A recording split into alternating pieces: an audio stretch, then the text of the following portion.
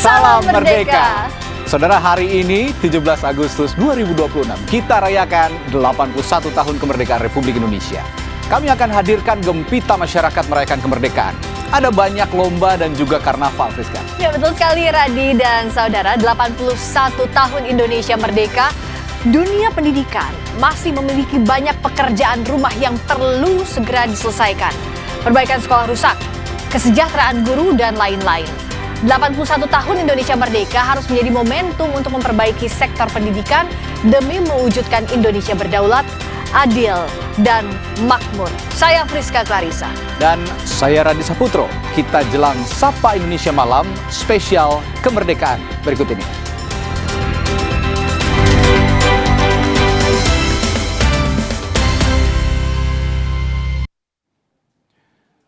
Kami mulai Sapa Indonesia Malam spesial kemerdekaan dari berita tim SAR gabungan yang menemukan 6 jenazah di Kabupaten Flores pada hari Minggu.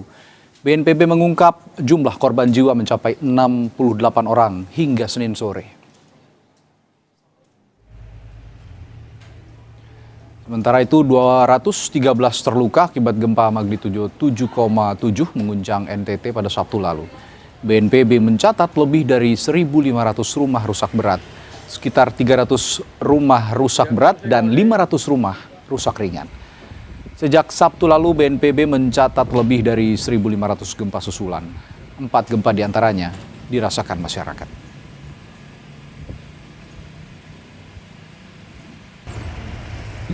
...68 jiwa yang meninggal dengan rincian di Kabupaten Manggarai sebanyak 26 jiwa, Kabupaten Manggarai Timur 24 jiwa, Kabupaten Nagekeo sebanyak 8 jiwa, Kabupaten Sika 4 jiwa, Kabupaten Ende 2 jiwa, Kabupaten Manggarai Barat 2 jiwa, dan Kabupaten Ngada 2 jiwa.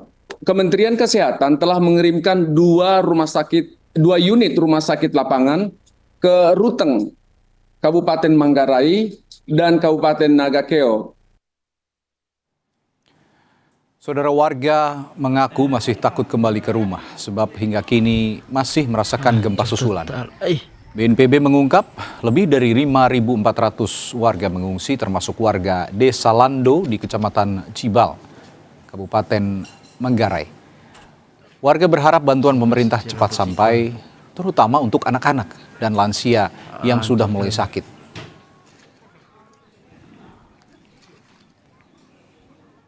Semoga pemerintah memperhatikan nasib kami, ada uluran bantuan sehingga kami boleh makan, minum dengan tenang, dan lebih khususnya lagi mohon bantuan dari pemerintah agar sediakan kami selimut, terpal, obat-obatan, ya. Sehingga karena sejak semalam ada anak-anak juga yang kena sakit karena tidur di alam terbuka.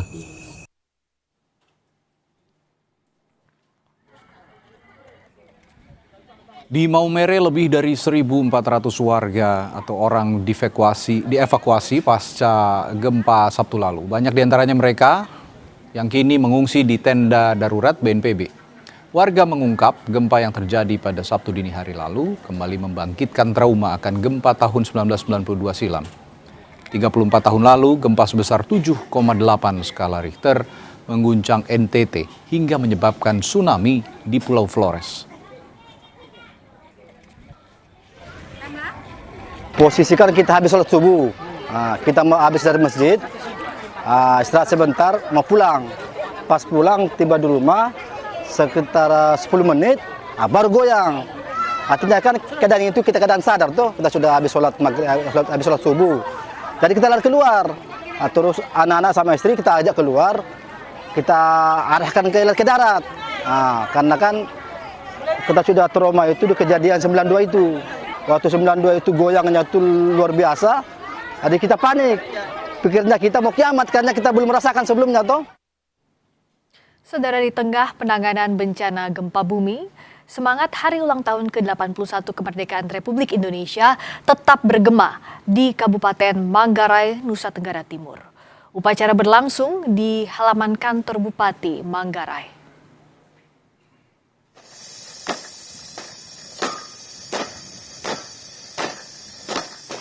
Upacara digelar pukul 9 pagi waktu Indonesia Tengah di lapangan Motangrua, Kota Ruteng, Manggarai. Sejumlah pejabat hadir, diantaranya Menko Bidang Pembangunan Manusia dan Kebudayaan, Kepala BNPB, dan Wakil Menteri Sosial. Pemerintah memastikan terus menyalurkan bantuan dan penanganan sampai ke wilayah yang masih terisolasi.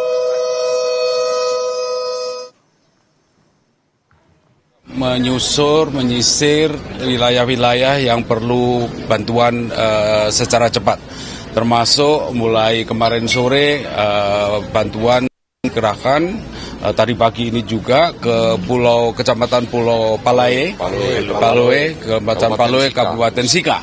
Jadi itu juga wilayah yang terisolir. Jadi tanggap darurat ini kita harapkan bisa berjalan dengan efektif, tapi dengan kerjasama yang bagus. Saudara, peringatan kemerdekaan ke-81 dimeriahkan oleh aksi 17 penerjun dari Kopassus TNI yang melakukan aksi terjun dari ketinggian 10.000 kaki. Para penerjun membentuk formasi dan mengibarkan bendera bertuliskan 81 Indonesia Berdaulat, Adil, dan Makmur. Selain itu, para penerjun juga membentuk formasi sembari mengibarkan bendera bergambar foto Presiden Prabowo Subianto.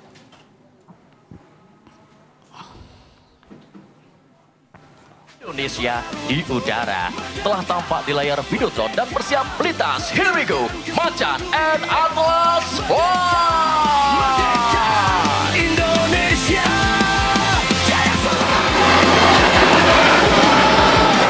Manuver ini tentunya akan menambah kemeriahan. Pesawat tempur terbaru milik TNI, Dassault Rafale, melakukan atraksi debut pertamanya dalam perayaan Hari Ulang Tahun ke-81 Kemerdekaan Republik Indonesia di langit Jakarta. Hai Citon! Manuver! Alutsista udara buatan Perancis ini menampilkan aksi taktis hingga manuver ekstrim di hadapan Presiden Prabowo Subianto dan para tamu undangan di Istana Merdeka, Jakarta.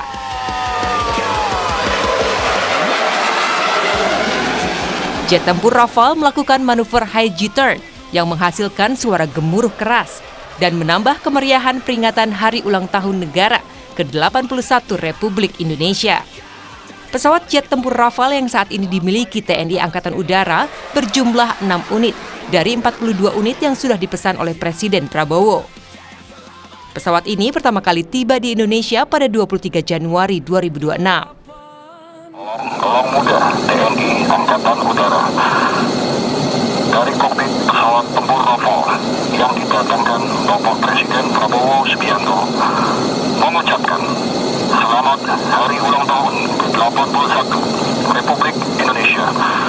Indonesia, marilah kita sambut bersama manuver pemuda. Tak hanya jet tempur Rafale, tim Jupiter Aerobatik TNI AU juga melakukan aksi manuver yang tak kalah meriah dengan menghadirkan manuver screw roll yang epik, memecah langit di atas istana. Dalam The Secret, elemen pertama, lem pesawat akan... Asap warna merah dan putih melukis langit Jakarta saat Jupiter Aerobatik Team bermanuver dengan indah. Anak bangsa, sayap Garuda! Tak hanya dalam perayaan Hari Ulang Tahun Republik Indonesia, namun pesawat latih kebanggaan Indonesia kerap tampil rutin dalam acara nasional penting seperti perayaan detik-detik proklamasi kemerdekaan dan ajang Dirgantara Internasional. Tim Jupiter melibatkan pilot-pilot pilihan dari TNI AU yang memiliki keahlian khusus dalam formasi aerobatik jarak dekat. Tim Liputan Kompas TV. Semangat kemerdekaan juga masih tetap dijaga oleh warga Kalimalang, Jakarta Timur.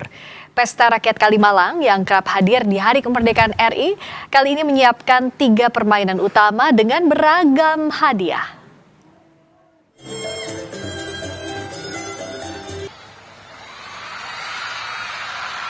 Lomba Panjat Pinang di Kalimalang selalu diwarnai dengan tawa canda. Aksi saling berjuang untuk mendapatkan hadiah utama di ujung batang pohon pinang menjadi momen yang menegangkan bagi peserta lomba. Tak sedikit dari mereka yang hampir mendapat hadiah, tapi akhirnya gagal dan terjatuh.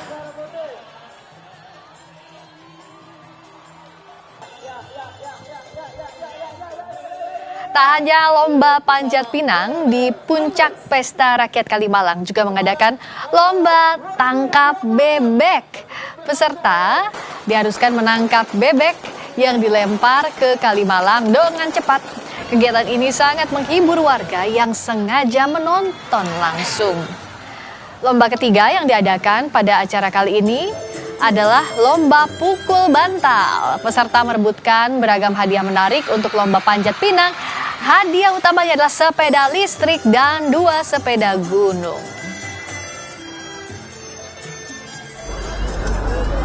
Pemerintah menghadirkan Malam Merdeka sebagai bagian dari rangkaian kesenian rakyat dalam kebersamaan kemerdekaan untuk memperingati hari ulang tahun ke-81 RI. Kegiatan dipusatkan di kawasan Monas dan Bundaran Hotel Indonesia dengan menghadirkan rangkaian pertunjukan kreatif. Salah satunya dengan menghias Monumen Nasional dengan pertunjukan video mapping yang menampilkan berbagai gambar.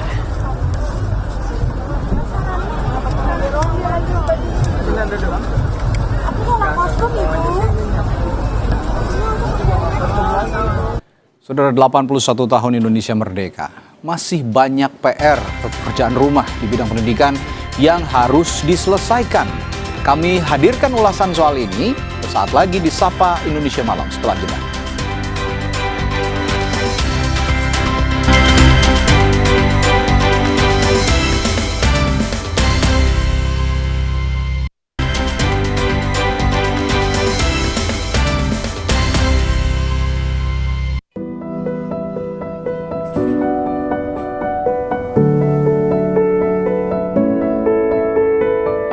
Di usia 81 tahun Republik Indonesia, sektor pendidikan di tanah air masih menghadapi tantangan berat.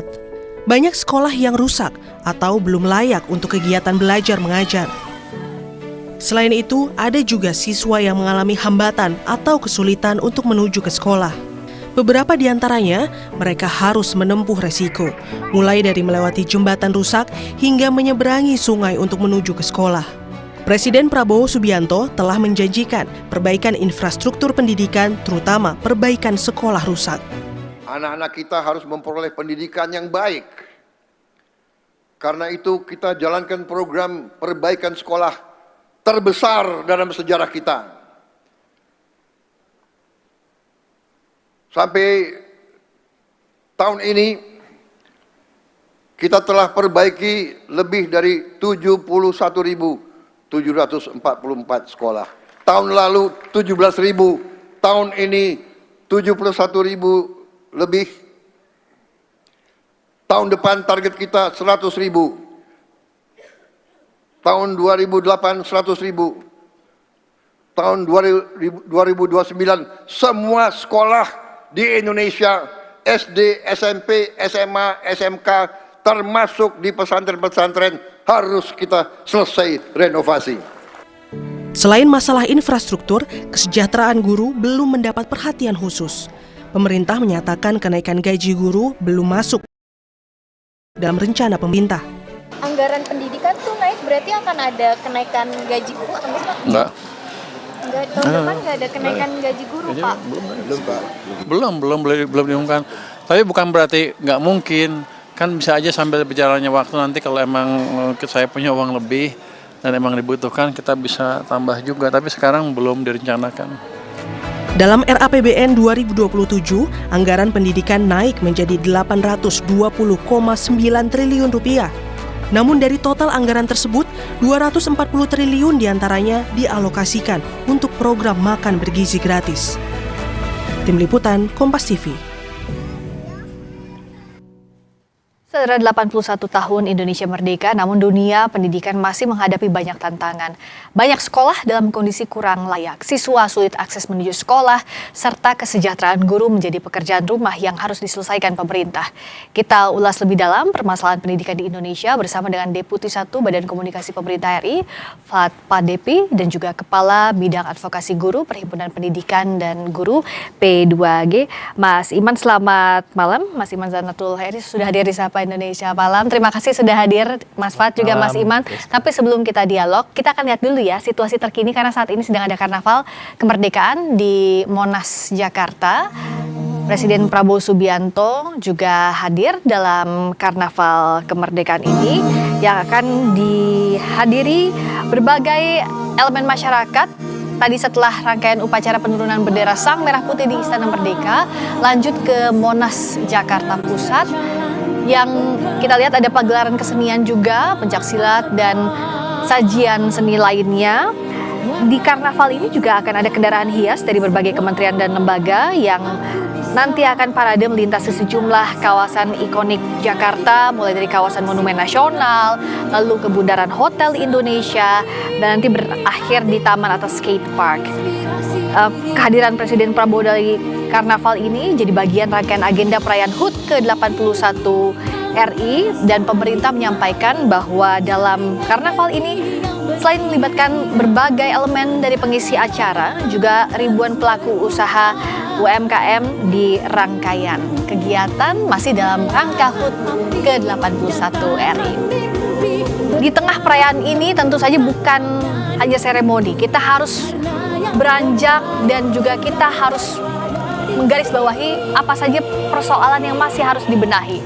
Ya, ini salah satunya pendidikan yang akan kita bahas malam ini. Kalau dari Mas Iman, sebenarnya apa sih yang urgent untuk diselesaikan lebih dulu oleh pemerintah saat ini? Yang pertama adalah persoalan literasi dan numerasi anak-anak kita. Dan itu terjadi di sekolah dasar. Kami kira itu yang harus pertama dibenahi. Yang kedua adalah mengenai kesejahteraan gurunya. Ya. Kesejahteraan guru kami lihat memang sudah ada beberapa perbaikan. Misalkan tunjangan profesi guru 2 tahun terakhir ada sekitar 800.000 guru. Tetapi itu tidak menyentuh akar persoalannya. Karena tata kelola guru kita kebetulan sangat rumit ya. Dikelola oleh lebih dari 5 undang-undang dan juga lebih dari 5 kementerian atau lembaga. Dan itu memang sekarang sedang berjalan, sedang ada revisi undang-undang. Tetapi kemudian meskipun sudah ada bantuan melalui tunjangan profesi yang sekarang sangat cukup besar itu, inti persoalannya adalah bahwa jaminan kesejahteraan guru itu sebetulnya bukan di tunjangan. Misalkan persoalan ketika teman-teman guru ini diangkat menjadi ASN P3K paruh waktu. Tunjangan profesinya misalkan 2 juta, tetapi gaji dia untuk menjadi P3K paruh waktu itu gaji 100.000, 139.000, 50.000 per bulan di Sumedang, di Dompu, di Musirawas. Ini ada persoalan serius harmonisasi antara pemerintah pusat dan daerah. Yang jujur kalau kita lihat memang karena efisiensi untuk MBG itu sehingga kemudian muncul berbagai persoalan bukan hanya di pendidikan ya, pembiayaan dan lain seterusnya. Tapi tadi bahwa ada persoalan juga di dalam pendidikan dasar kita dan kami melihat masih kurang ya intervensi pemerintah pusat maupun daerah. Kita tidak satu persatu, kita dua-duanya kita salahkan gitu ya. Semuanya punya kontribusi karena dalam undang-undang dasar kita kan karena toh berkelindan dua-duanya 20% APBN dan APBD ya, dua-duanya itu harus punya kontribusi dan kami lihat di sini apa yang dilakukan terhadap pendidikan dasar ini masih sangat minim. Padahal kalau itu tidak diperbaiki, Pak Prabowo ini bisa mengalami kerugian lebih dari 1.000 triliun untuk 5 tahun ini kalau itu tidak dibenahi. Nah, kita akan bahas soal ini. Kan bagaimana kualitas pendidikannya baik, tadi kita membenahi literasi, numerasi di pendidikan dasar, kalau kesejahteraan gurunya belum tertangani dengan baik, dan ini sudah berlangsung bertahun-tahun lamanya, belum ada solusi yang bisa real dirasakan di berbagai pelosok. Apa Mas Fat yang realnya di HUT ke-81 RI ini? Iya, Friska. Jadi seperti kita ketahui bersama, memang masalah pendidikan ini adalah sesuatu yang kompleks ya. Pertama karena masalah tidak terjadi hanya disumbang oleh 1-2 tahun problem, tapi bertahun-tahun. Ada yang dibiarkan, ada yang tidak disentuh gitu ya. Jadi ini sudah berkelindan menjadi sesuatu yang kompleks dan multidimensional gitu ya sifatnya. Bukan hanya soal siswanya, gurunya, mungkin juga soal kurikulumnya, buku ajarnya, kemudian juga infrastruktur pendidikannya, baik itu bangunan maupun infrastruktur pendukung pendidikan lainnya atau pendukung pembelajaran gitu ya. Jadi semuanya harus disentuh, semuanya harus diperhatikan, dan semuanya harus dibenahi satu persatu. Nah, yang bisa dikabarkan, kabar baiknya dalam peringatan ke-81 kemerdekaan Republik Indonesia ini sudah ada komitmen yang kuat dari pemerintahan Pak Prabowo Subianto.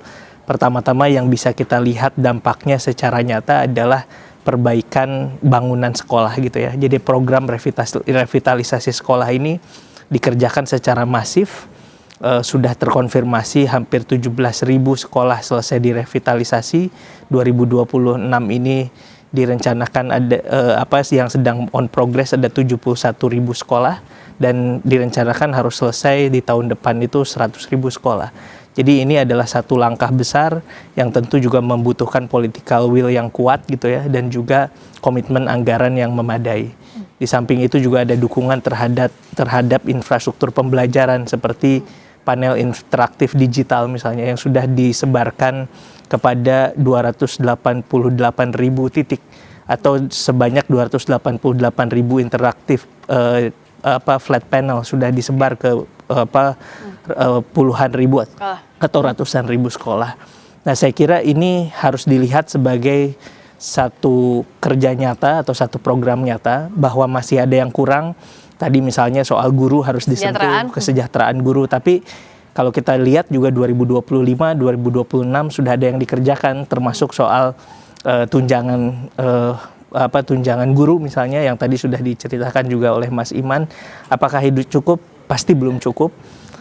Perlu sinergi dan kerjasama berbagai pihak, masukan-masukan dari para ahli atau praktisi seperti Mas Iman, kemudian juga dari berbagai kalangan juga penting. Media tentunya yang terus juga memantau di berbagai yang harus jadi perhatian pemerintah pusat maupun pemerintah daerah, karena pendidikan ini adalah perhatian semua pihak gitu ya. Ya, betul. Dan tadi kan ini melibatkan pemerintah pusat dan daerah. Dari yang sudah dilakukan pemerintah, sebenarnya apa sih yang jadi kendala bertahun-tahun? Kita tidak saling tunjuk, oh ini pemerintahan itu. Tapi permasalahan kompleks ini tampaknya sulit diselesaikan. Apa sih Mas Iman sebenarnya yang harus dirombak segera? Iya, karena berbagai program yang menggunakan anggaran pendidikan itu tidak diarahkan pada sasaran yang benar-benar membutuhkan. Misalnya apa itu? Kepada guru, kepada siswa. Kalau kita hitung misalkan dana BOS untuk siswa SD kita itu kisarannya hanya 900.000 per tahun. Kalau dihitung per hari dengan asumsi 245 hari per tahun, berarti murid-murid kita ini dalam satu hari digelontorkan dana Rp3.000 oleh pemerintah. Ini berbanding terbalik dengan MBG yang 15.000 per hari. Kami dari P2G ini sebetulnya termasuk penggugat MBG di MK. Makanya ketika Pak Purbaya mengatakan anggaran pendidikan naik, alhamdulillah 820 triliun. Tapi ketika MBG masuk lagi, tidak alhamdulillah lagi gitu. Karena harapan kami keputusan MK ini dibaca dengan tingkat moral yang sangat tinggi. Sehingga kemudian ketika MK mengatakan paling lambat 2028, mestinya 2027 sudah tidak ada. Tapi ya mungkin sudah sampaikan Pak Purbaya, mungkin ada perbaikan di tengah seperti apa, tapi kami masih berharap ada titik terang. Karena apa? Karena persoalan gaji guru di daerah itu tidak akan selesai kalau pemerintah transfer ke daerahnya itu makin berkurang. Kemarin saya lihat sekitar 200 triliun, kurang dari 300 triliun untuk transfer ke daerah di anggaran pendidikan. Ini akan menjadi kabar buruk karena itu seperti tahun 2023. Jadi seolah-olah naik padahal transfer ke daerah turun, dan itu akan berakibat pada guru-guru kita. Guru-guru kita yang saat ini sangat rentan dipecat karena mereka P3K dan P3K paruh waktu. Dan yang honorer juga belum. Nah, ini yang saya kira harus menjadi fokus utama, sehingga tidak mungkin ada sekolah dengan interaktif flat panel tapi gurunya tidak ada. Nah, untuk menjawab kegelisahan ini, alokasinya untuk MBG di pendidikan meskipun ada putusan MK, apa sih yang pemerintah jaminkan agar tidak ada keresahan dari Mas Iman, kawan-kawan di dunia pendidikan terutama? Sesaat lagi di Sapa Indonesia Malam, kami segera kembali. Silakan diminum dulu.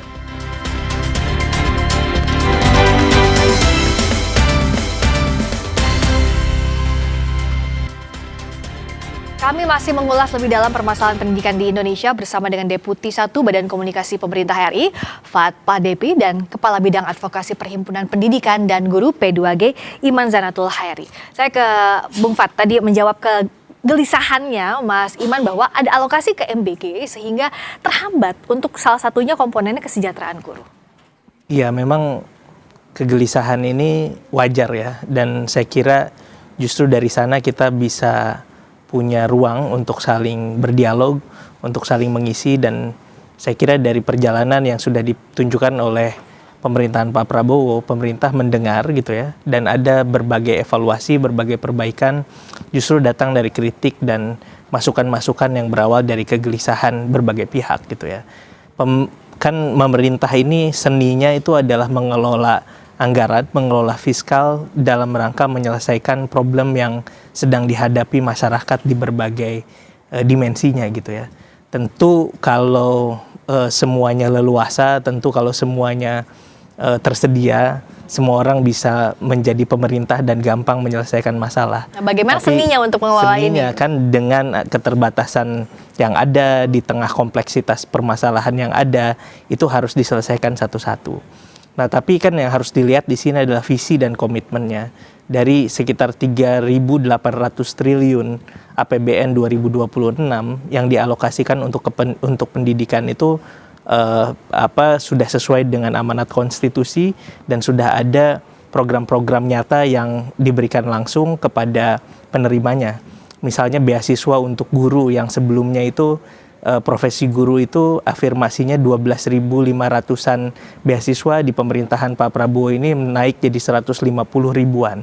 Nah, kemudian tadi tunjangan profesi guru misalnya yang tadinya ada kerumitan di level implementasi karena karena berasal dari dana transfer ke daerah, dan artinya ada leveling di situ, nanti daerah yang akan merealisasikannya ke guru, tapi diterbitkan peraturan baru sehingga tidak perlu lagi dilakukan itu dan sudah terrealisasi pembayarannya sejak tahun 2025.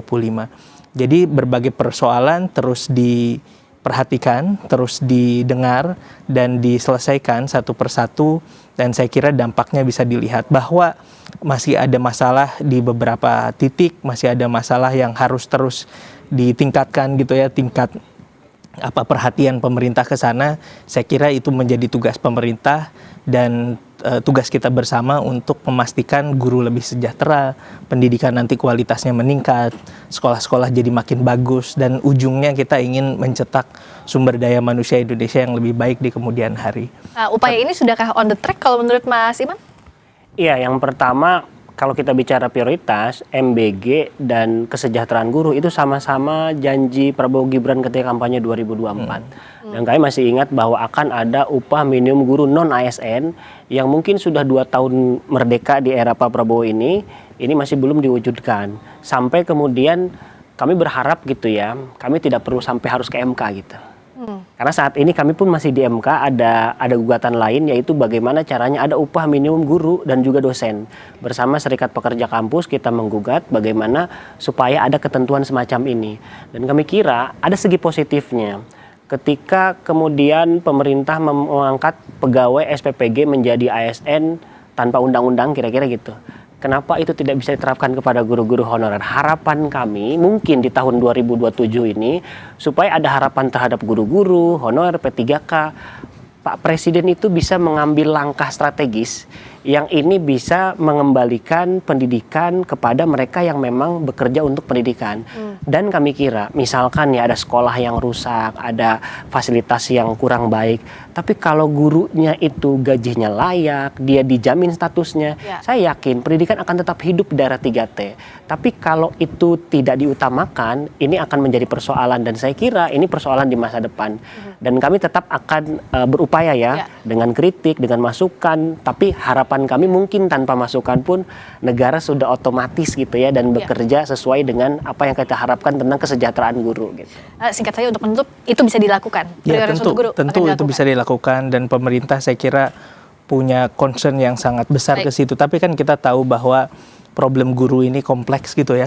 Jadi bukan hanya soal misalnya apakah bisa ada upah minimum guru, mungkin itu ide yang baik, tapi Janji itu juga Pak Presiden ya, Pak? ya itu juga yang harus kita perhatikan. Bisa jadi nanti harus diperhatikan juga, mungkin akan ada profesi-profesi lain yang juga harus diperhatikan, sehingga kita ke level yang lebih tingginya. Yang diperbaiki adalah kesejahteraan kesejahteraan yang lebih merata gitu ya. Upah minimum provinsi harus naik, upah minimum upah minimum yang harus naik gitu. Termasuk guru di sana, karena bagaimanapun juga pendidikan ini jalan kalau gurunya juga sejahtera. Gurunya masih di bawah upah minimum. Ya, dan itu yang harus ditingkatkan sebagai janji dari Presiden. Terima kasih Mas Fad, terima kasih Mas Iman sudah hadir di Sapa Indonesia Malam Spesial Kemerdekaan. Berikutnya saudara, kami kembali sesaat lagi dengan sorotan menarik lainnya usai jeda. Silakan diminum lagi dulu.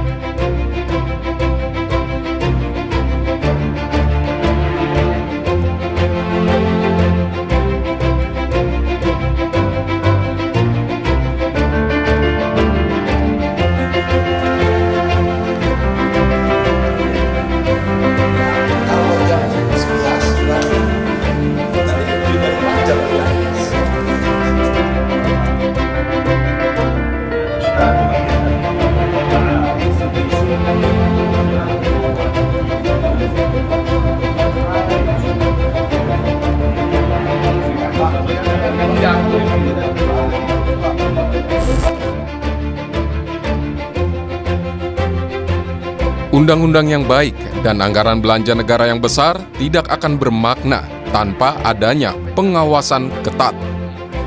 Karena itu, fungsi pengawasan DPR RI hadir untuk memastikan pelaksanaan undang-undang dan kebijakan pemerintah berjalan sesuai konstitusi, serta memberikan manfaat langsung kepada masyarakat.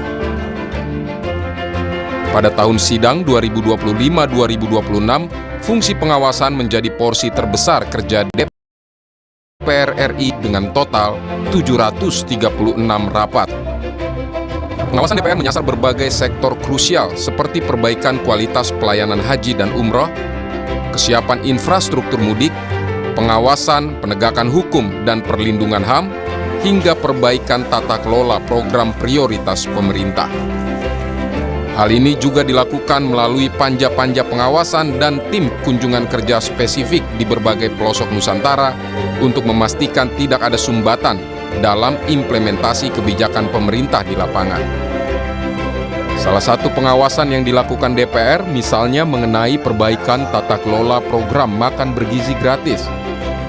Saat menerima audiensi Koalisi Masyarakat Sipil dari MBG Watch, dalam pertemuan tersebut, Wakil Ketua Komisi 9 DPR RI, Charles Honoris, menyampaikan sejumlah catatan yang perlu menjadi perhatian pemerintah.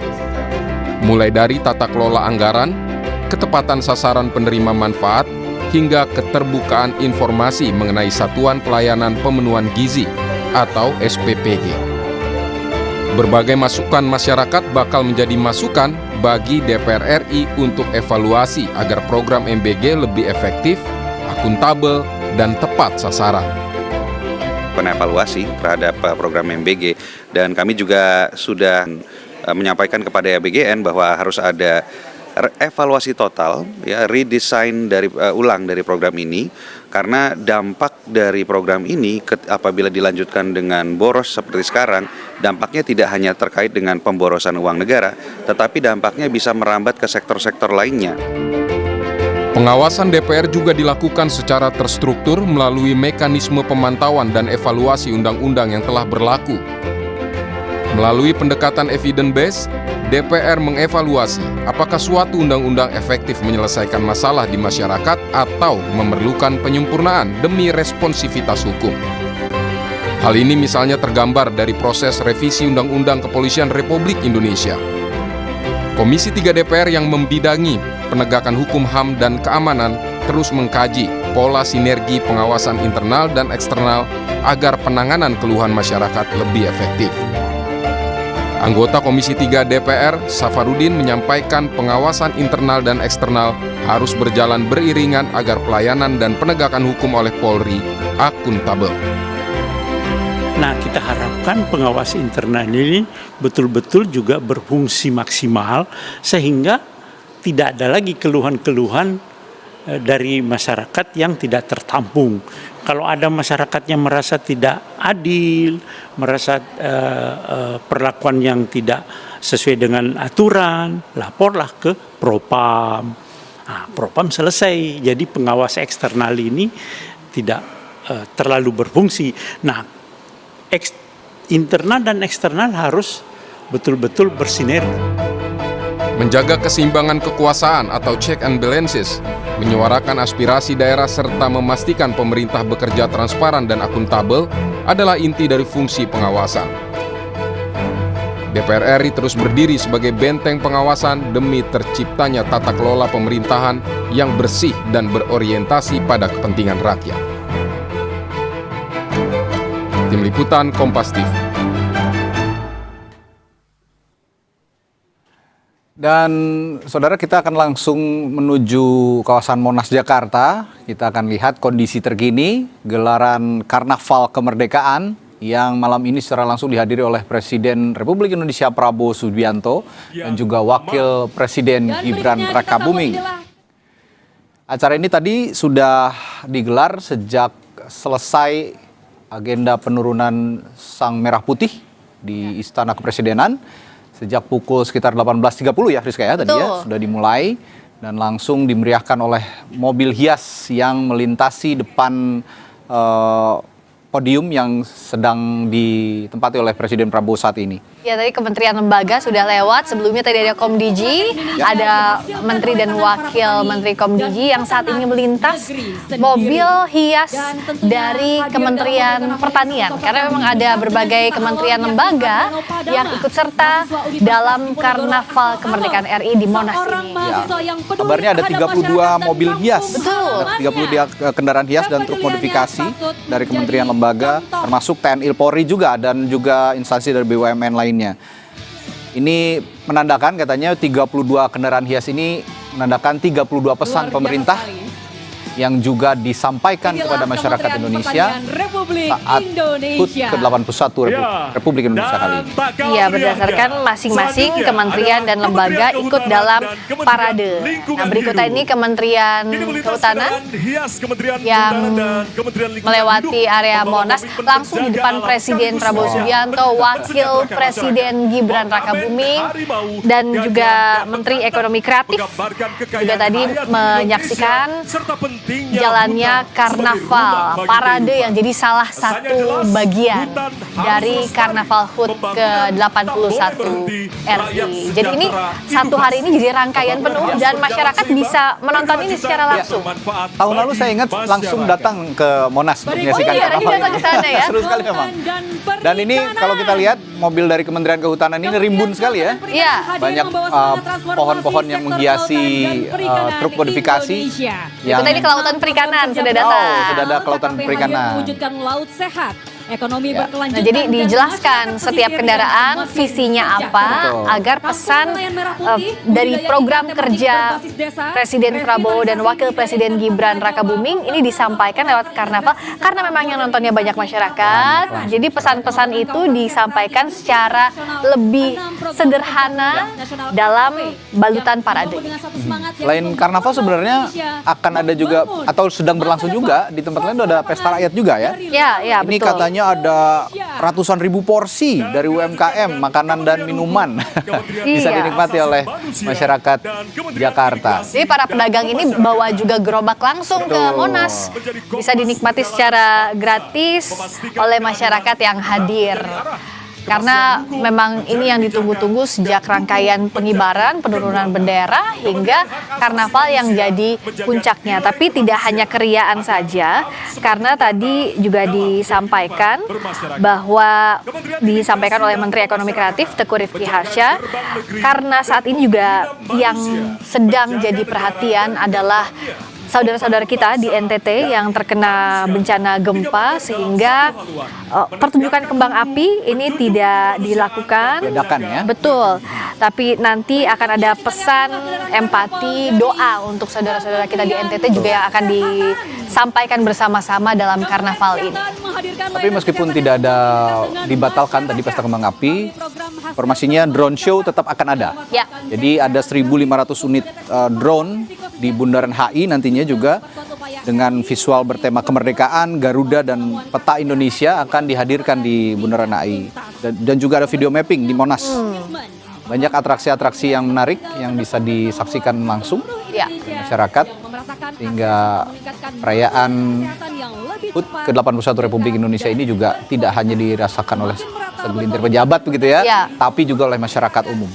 Kementerian Kesehatan saat ini Sekarang ada Menteri Pak Kesehatan. BGS nih ya, Pak Budi Gunadi Sadikin. Dilanjutkan dengan Kementerian Pemberdayaan. Lalu ada Kementerian Pemberdayaan Perempuan dan Perlindungan Anak, juga Kemenduk Bangga. Ini menyusul di belakangnya.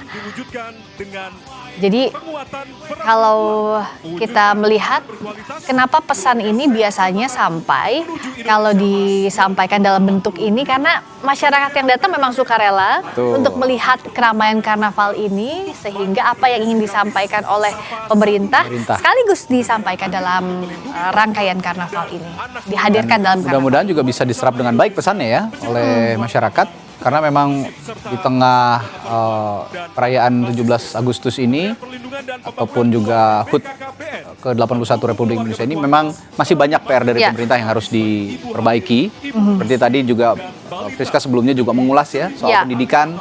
Ini juga penting, dan di sektor ekonomi tentu saja juga harus ada perbaikan. Ini pesan-pesan yang kira-kira disampaikan pemerintah melalui program-program prioritasnya di berbagai bidang begitu, kurang lebih dari kesehatan, pendidikan, lalu juga ekonomi dan lain sebagainya. Kalau ini dalam bentuk karnaval, penyampaian pesan, tapi yang ditunggu adalah kinerjanya. Betul. Dalam hari ulang tahun ke-81 betul-betul dilakukan untuk kepentingan masyarakat, berbagai persoalan yang ada, itu yang lebih dinanti sebenarnya oleh masyarakat. Baik, kita dengarkan dulu kemeriahan Karnaval HUT ke-81 RI dari kawasan Monas, Jakarta berikut ini. Sembako, klinik, simpan pinjam, hingga penyaluran barang subsidi sekaligus membuka peluang usaha. Inilah semangat Prabowonomics, gotong royong dan pengelolaan profesional untuk mewujudkan kemandirian ekonomi berkelanjutan. Dilanjutkan dengan kendaraan karnaval dari Kementerian Perumahan dan Kawasan Pemukiman dan Kementerian Pekerjaan Umum. Truk karnaval Kementerian Pekerjaan Umum bersama dengan Kementerian Perumahan dan Kawasan Pemukiman membawa semangat pembangunan untuk rakyat Indonesia. Kementerian Perumahan dan Kawasan Pemukiman menghadirkan bedah rumah BSPS untuk atasi masalah tingginya angka rumah tidak layak huni. Kementerian Pekerjaan Umum menghadirkan jembatan Yutefa, simbol konektivitas yang menghubungkan wilayah dan membuka akses bagi masyarakat, dilengkapi dengan bendungan dan jaringan irigasi yang menopang ketahanan air. Dan Kompas TV, saudara, sekarang itu punya apps ya, Friska, yang telah hadir di TV Android dan Tizen. Download sekarang juga dan tonton video-video premium dari kami, Kompas TV dan Kompas Gramedia. Dan terima kasih Anda telah menyaksikan program Sapa Indonesia Malam hari ini. Perbaharui terus informasi Anda di Kompas TV dengan meminum air mineral dengan kemurnian optimal yang murni pasti sejuknya. Saya Radi Saputro. Dan saya Friska Clarissa. Sesaat lagi masih akan kami hadirkan kemeriahan Karnaval Kemerdekaan dalam Breaking News Kompas TV bersama Arizona Galih dan Tili Remila. Sampai jumpa.